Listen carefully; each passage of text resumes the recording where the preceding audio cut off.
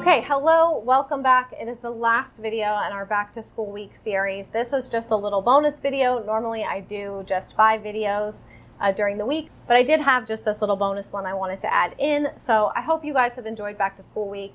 I will be doing sort of a back to school week part 2 in August that is going to cover a lot more of the schedule, the routine, organization, all of that. So if you're interested in that information and how we're kind of setting things up, that'll be coming in August. Today, though, I just wanted to share a little back to school haul type thing and share with you a few of the things that I've picked up that it's not really our school supply haul. I do have things I need to buy as far as supplies go. So let me know if y'all want to see a supply haul video. I am wearing these glasses so that you do not have to look at my crazy weird eye for this video. I will try to make it relatively brief.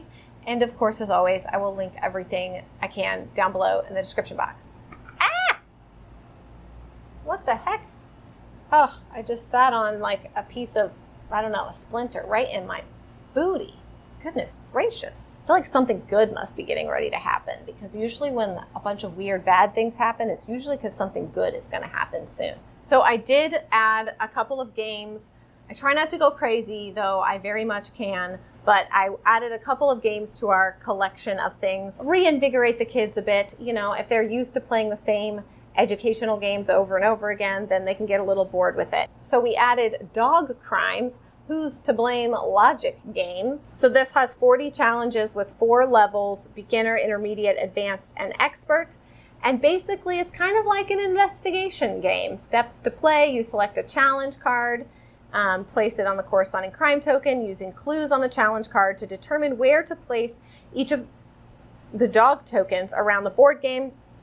And the guilty dog is. Once you've satisfied all the clues, you can identify the dog sitting in front of the crime token. You win. So deciding which dog committed the crime. I know my boys especially are going to love this. So I thought that would be something fun we could play and do together. I also picked up Bug Bingo to add to our, we kind of have things in sections. So like our bug, insect information, books, and all of it related to that. Kind of how I had things set up when we were doing the Good and the Beautiful Science units. Now it says it's ages 6 and up. It's obviously very realistic, true pictures of what these bugs look like. But I know for a fact that even my 3-year-old, I would be willing to bet you that she will probably be excellent at this. Even though she can't read the names of the bugs to remember them, I bet you she will remember based on the way that they look. A game that almost all of my kids could participate in some capacity or another, and play together a little bit of Bug Bingo. And everybody in this house kind of has a little bit of a fascination with nature. So we love learning about different types of bugs. We also got Bird Bingo. So this one, of course, covers all different kinds of birds on here, not just like the kind of birds you would find in your backyard. There's a California condor on here, emperor penguin, emu. So lots of things in the bird family. Isn't it kind of insane how something as large as an emu can be a bird? And so can something tiny as a hummingbird. It's crazy. So these 2 games, Bug Bingo, Bird Bingo, Dog Crimes, some fun games to play and add in. And then hint, hint, you'll probably be seeing this in the morning basket video. This is very heavy. It's Sing a Song of Seasons, a nature poem for each day of the year. It is a beautiful, basically like a coffee table book, honestly. And it goes through each day of the year, and there's beautiful illustrations in here, and there's sometimes a medium, sometimes a short, various lengths of different poems. It's an absolutely beautiful book. The graphics and illustrations they're just absolutely stunning. So I'm excited to dive into this. And I like that it's already labeled for June 8th and that whatever. So you're not picking up and starting at the first page. You're just going to start wherever you are that day in the year when you start it. And then you get to cycle all the way through.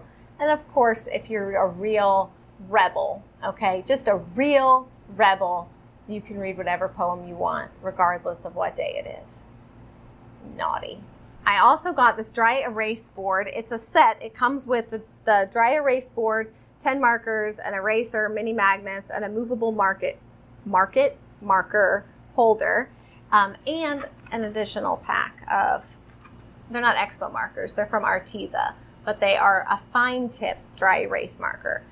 I got these for 2 reasons. One, my calendar up there on the wall that I use for work I can't stand writing with the fat Expo markers. Even what is their like thinner Expo marker is too fat for how small the calendar spots are. So I wanted a fine tip. But then I also know that depending on the age of the child, sometimes you want writing to be a little more precise. You can use these. So lots of different colors. These are really pretty. 36 dry erase markers, though I'm not sure there's actually 36 different colors because I see like 3 browns in there. But I wanted to have a smaller dry erase board because we have a larger one, and that is a little cumbersome when I just want to set it in front of one of my kids and we want to practice something. For us, this kind of serves, depending on the child I'm working with and what we're doing, it kind of serves as a scratch piece of paper that you don't have to throw away or fill up a notebook or whatever. And then also just kind of practice. And sometimes it's I show you, you do what I do.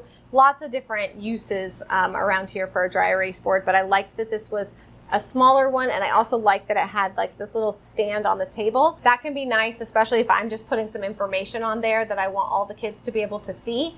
I can set it up at the end of the table with whatever notes or whatever I've done on there and kind of just set it up at the end of the table, and then everyone can see it because it's standing up versus laying down flat on the table. You smell what I'm stepping in. I also grabbed this Discovering the World of Geography book. It is a sort of like one of those daily lesson books. So it's just 1 sheet a day. It goes through different places, obviously around the world, and different information. I got this for my 7th grade daughter because she's doing Uncle Sam and You, and it's very much a civics and that sort of related course. Not a lot of obviously geography because it's all about the United States and civics. So I wanted to incorporate a little bit of geography in there because it's a big, big world. There's a lot to learn, a lot to memorize, and for some reason it is something that in many ways can be easy to forget. So I didn't want her to take a whole year off from doing geography. If you guys recall, like in The Good and the Beautiful and stuff, that's part of the benefit is that like their language arts incorporates geography every year. You've got your cards and stuff like that. So since we're not doing that, we don't have geography coming in that way, I thought this would be probably the easiest way to add in a little bit of geography without making it like a whole big thing or too intense. Then I picked up this book called Setting the Record Straight, How to Craft Homeschool Transcripts and Course Descriptions for College Admission and Scholarships. This is something that I am currently working on, and I'm going to share some videos in the future. I do feel like we can tend to get a little overwhelmed with what it actually takes to create a high school transcript for your child in homeschooling. It's not actually as hard as we might think that it is. But again, I want to learn a little bit more about, sort of crafting the transcript and making sure that we're including classes and course descriptions that are accurate for the courses that she's taken. I'm also going to be creating some elective courses for her, so I want to make sure that those courses meet all of the requirements necessary. So that's just for my own edification, but I thought I would share it in case you guys have a high schooler or a soon-to-be high schooler, maybe even just in a few years high schooler, and you want to start digging into this now so that you're fully prepared when you get there. Yeah, I told y'all this wasn't going to be too long of a video. I just wanted to share those few things with you guys. I am going to be doing an updated homeschool supply must-haves. There's a few things that I didn't include when I did that video a few years ago. Some things I kind of want to change now that my kids are a little older. Some of my homeschooling supply must-haves are a little bit different. So that video will be coming up. Like I said, let me know if you want to see the actual like homeschool supply haul. In August, I do plan on doing the videos I mentioned before. And then I also want to do like an updated tour to show you guys sort of how I get everything set up in this little cabin out here. Huge thank you to you guys for being a part of another back to school week. I look forward to these videos every year. I'm very grateful that you're here. I love talking homeschooling.